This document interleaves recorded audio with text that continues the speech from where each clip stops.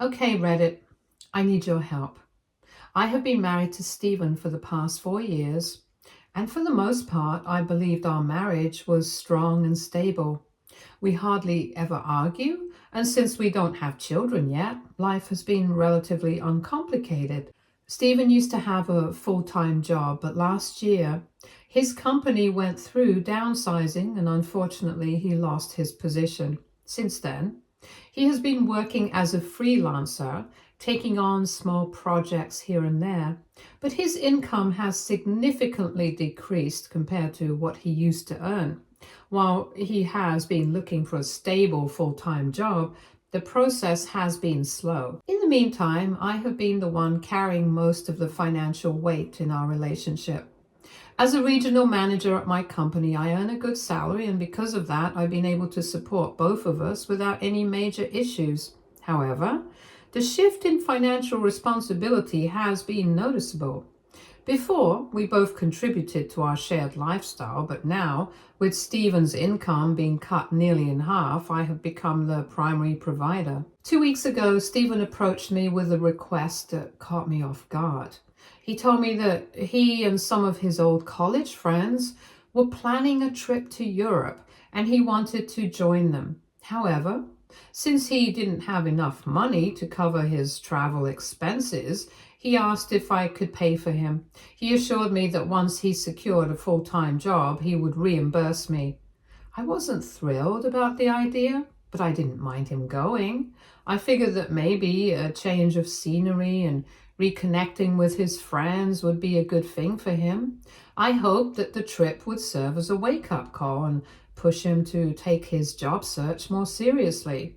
Lately, he had been procrastinating a lot, and I had started to notice patterns that concern me. Whenever I came home from work, I would often find him lounging in front of the TV, watching shows or movies for hours. If not that, he would be snacking endlessly or spending an unhealthy amount of time playing video games.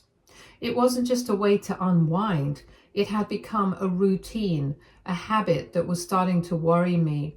It felt like he had lost his sense of motivation, and despite my gentle nudges to encourage him to apply for jobs, he never seemed to have a sense of urgency about it.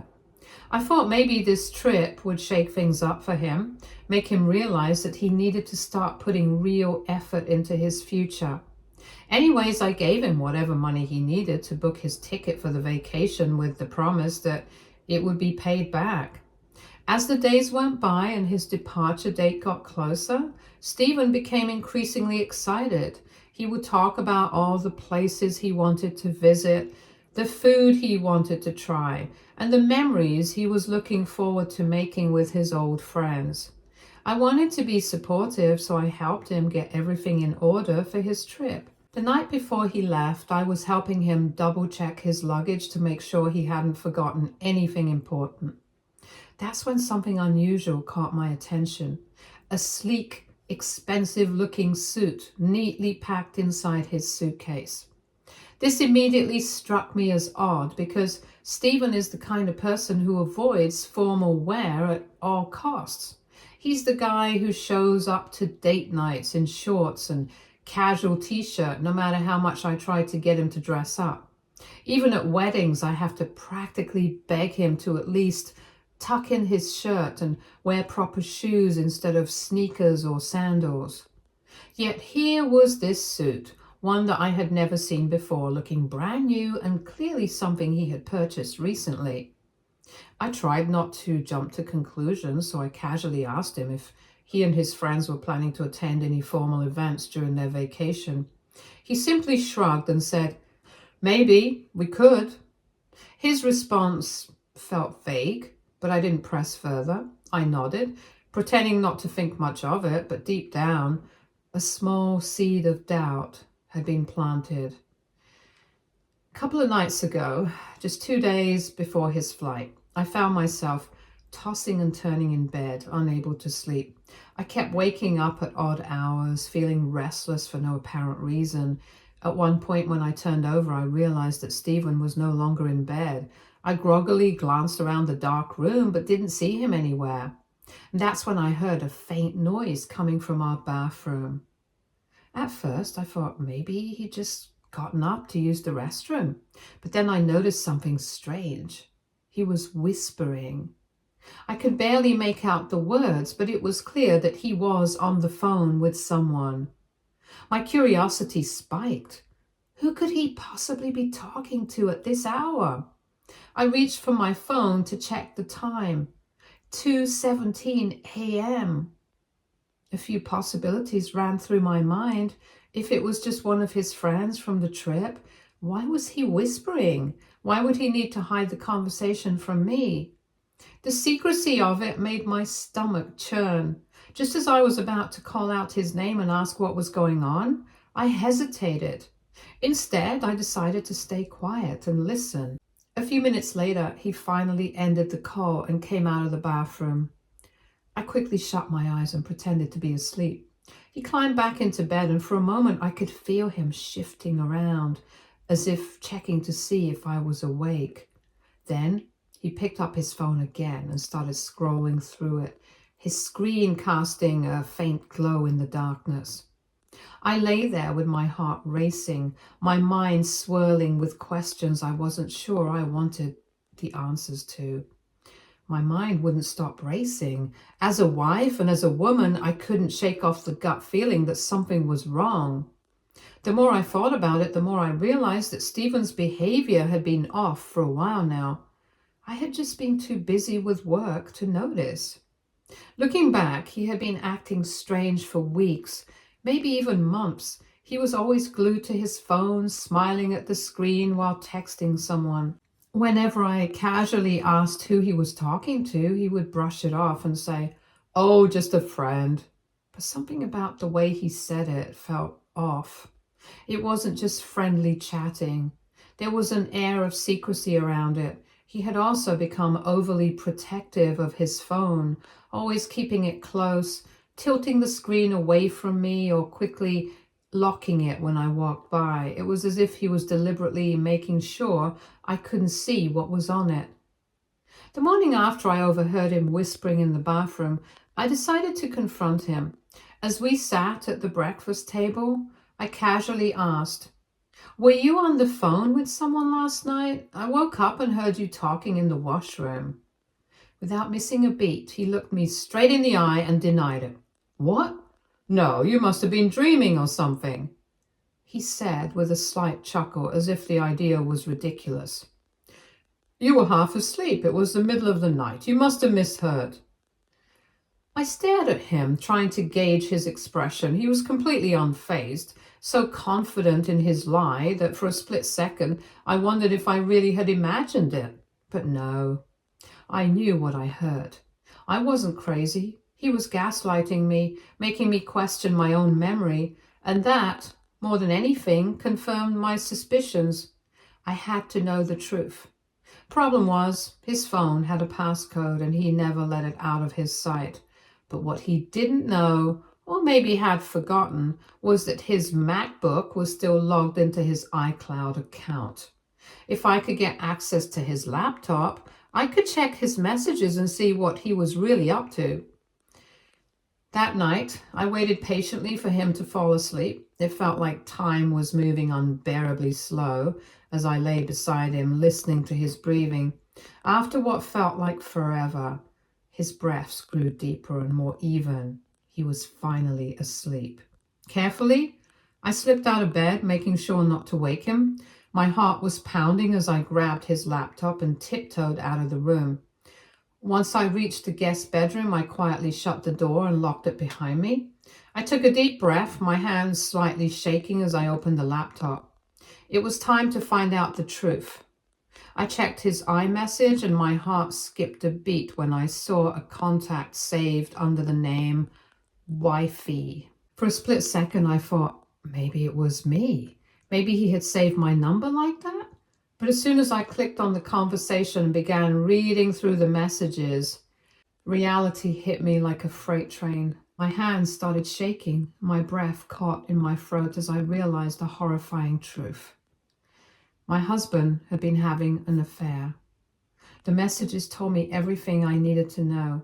He had been involved with another woman, someone in her 30s, for the past 5 months. The texts between them were disgusting. They flirted shamelessly, exchanging inappropriate pictures, and reminisced about the times they had secretly met behind my back. Every word I read felt like a knife being driven deeper into my heart.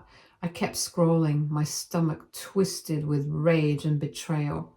Then, as if things couldn't get any worse, I found something that made me feel physically sick. She knew about me. She wasn't some clueless woman who had no idea he was married. No, she was fully aware that he had a wife, and yet, in their conversations, they had the audacity to refer to me as the other woman. Me, the woman who had stood by his side, supported him financially, and had been nothing but loyal to him. I was the other woman. The level of disrespect made my blood boil. But the ultimate betrayal? The trip he had told me was just a fun getaway with his guy friends? The one he had insisted was nothing more than a much-needed break with the boys, where they could relax, unwind, and have some quality time together? It was all a lie. That lying, pathetic excuse of a husband had taken my money and used it to book tickets for a romantic European getaway with his affair partner, while I would be at home, clueless and trusting, thinking he was out having drinks and sightseeing with his friends. He would be off in another country, wining and dining her. I can't even begin to describe the rage I felt when I found out. It wasn't just the cheating. It wasn't just the lying. It was the audacity, the sheer disgusting entitlement to take my money and spend it on her, as if I was nothing more than an afterthought, as if our marriage meant nothing to him. I felt sick, physically ill. I had worked hard for my money, paid for our life together, and supported him when he had nothing, only for him to turn around and use my hard-earned money to spoil another woman. And to think he had looked me in the eye and lied so easily, acting as if nothing was wrong. It took me a long time to process the depth of his betrayal. Every message I read felt like another slap in the face. This is when I knew one thing for sure. I wasn't going to let him get away with this. I took screenshots of everything. Every incriminating message, every photo, every detail. I made sure I had proof of exactly what kind of man he was. Right now, as I sit here writing this, my husband has no clue that I know everything. He is still walking around our home, acting sweet, kissing me goodbye in the mornings, texting me throughout the day like nothing is wrong. And it takes everything in me not to punch him in his smug, lying face. This pathetic excuse of a man who can't even afford to fund his own life was about to take his mistress on a vacation that I unknowingly paid for. The sheer nerve. I have thought about this over and over again, and no matter how many scenarios play out in my head, I always come to the same conclusion. I need to take epic revenge on my husband. I'm done being the clueless, trusting wife. I refuse to sit here letting him get away with this while he enjoys a luxurious vacation with her. A vacation I paid for. No, I want to see the look on his face when he realizes he's been caught. I want to catch his world crumble in real time, so I've come up with a plan. I checked his email because at this point, privacy is out the window, and now I know everything. I know exactly which hotel he's staying at, which flights he's booked, even the fancy dinner reservations he made for them. It's all right there, handed to me like fate wants me to take action. And you know what? I will. I'm going to book a flight and fly to Europe after him. I want to see with my own eyes. I want to catch them in the act together, and when I do, I am going to cause the most epic scene they have ever witnessed in their pathetic little lives. I want this to be a moment he will never forget, a moment that will haunt him for the rest of his miserable days. I want him to his pants when he sees me standing there watching him with the woman he betrayed me for. I want him to feel that cold, sinking dread in his stomach as he realizes just how badly he has effed up everything. This isn't just about confronting him. It's about taking back my power. So, AITA, I appreciate all the comments, both from those of you who want me to take the high road and those who, like me, believe in righteous, petty vengeance. And let's be clear, I'm choosing violence, metaphorically, of course. I am not the kind of woman who just walks away quietly. I could leave him with dignity, expose him to his family, and cut him out of my life with nothing but a simple goodbye, but no, that's too easy for him. He has used me for years, financially, emotionally, and now he thinks he can cheat on me, take another woman on a lavish European getaway with my hard-earned money, and just go on living his life as if nothing happened? Not a chance. This man has been living off me like a parasite. My house, my car, my money. I pay the mortgage, I pay the bills, I cover everything because he couldn't find a full-time job. And yet, somehow, this jobless loser managed to find the energy to entertain another woman, to plan secret meetups and send her flirty messages and laugh at me behind my back. He had the audacity to call me the other woman while his mistress traveled on my dime. Yeah, no, he's going to suffer. And for everyone asking, yes, I am divorcing him. There is no explanation he can give, no excuse he can make that will ever undo this level of betrayal. I can see through him now. This wasn't just some meaningless fling. He is emotionally invested in this woman, and that's something I will never forgive. I will be talking to a divorce lawyer either today or tomorrow to make sure I come out of this with everything I deserve. But before that, I want to see her. I need to see the woman who has the nerve to date my pathetic, freeloading husband while mocking me in their messages. I need to look her in the eye to let her know that she is nothing more than a side piece to a man who wouldn't even have money to buy dinner if it weren't for me. I want to make sure both of them feel the weight of their actions. So to everyone telling me to let it go, sorry, but I am not built that way. I want to have my revenge. Update 2. It's been a week since my last update, so I flew down to Europe just like I planned. The moment my plane landed, I was laser focused. I wasn't there for sightseeing. I wasn't there to enjoy the scenery. I was there to confront my ex and his affair partner.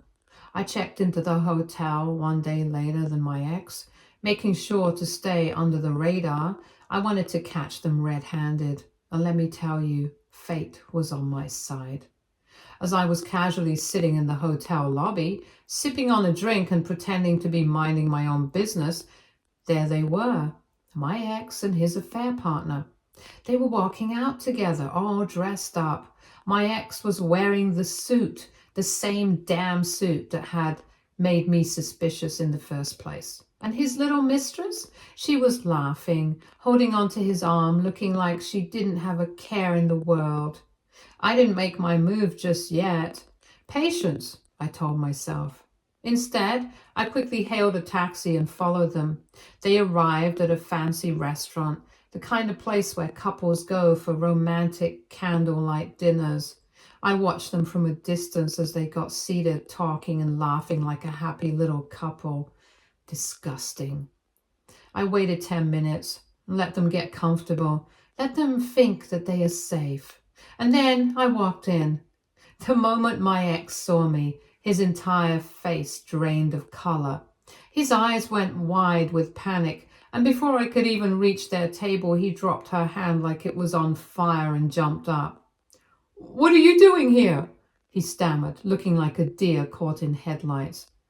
I didn't say a word at first. I just walked up to him and slapped him. And let me tell you, that slap, it was the most satisfying thing I have ever done. The entire restaurant gasped.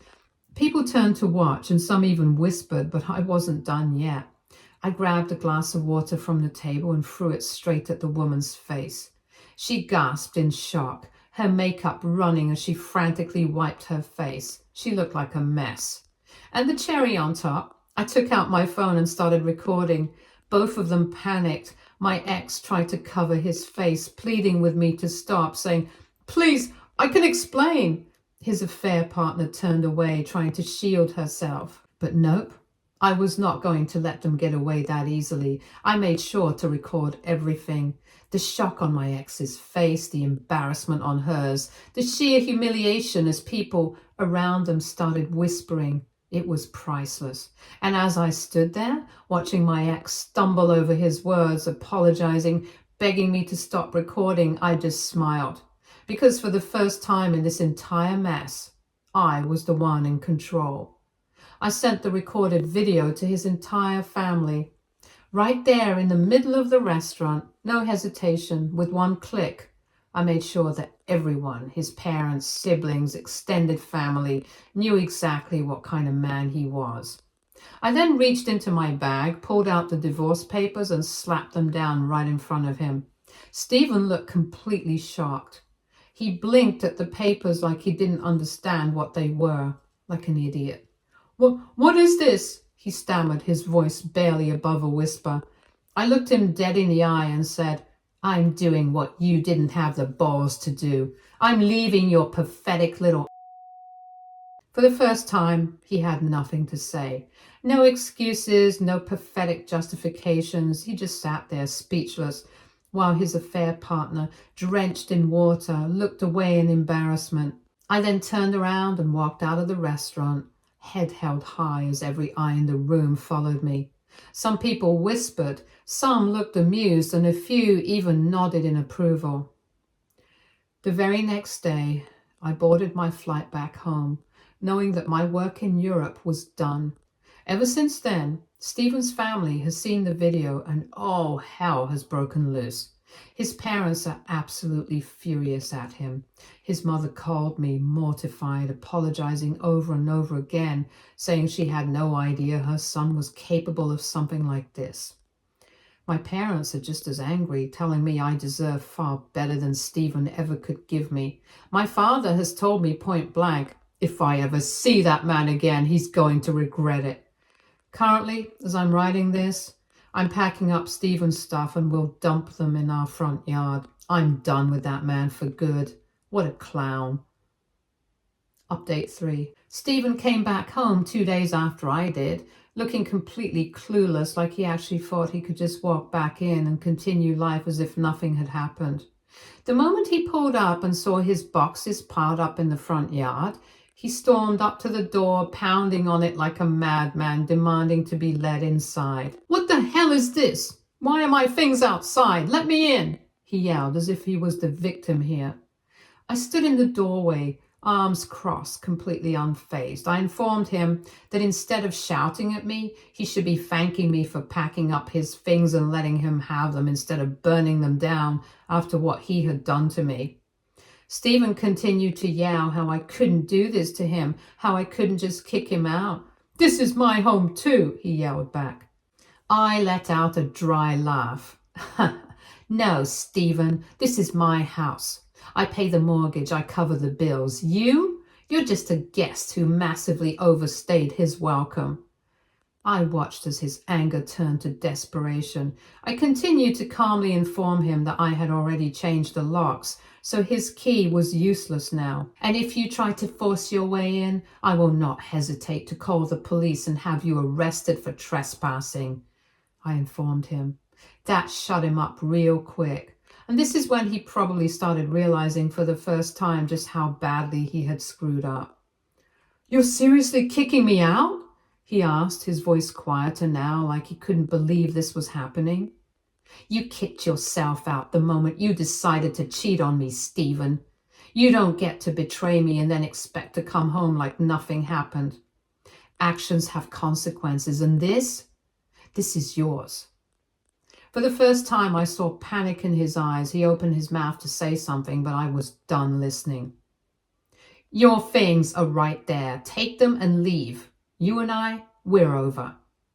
Even after that, Stephen kept crying and begging, insisting that he had broken things off with his affair partner after the stunt I pulled. He pleaded for another chance, promising that this time he would be a better husband. I laughed in his face and told him he could try being a better husband to his next wife because I was done with him. I don't take back cheaters. I made it clear that if he ever wanted to speak to me again, he could do so through my lawyers.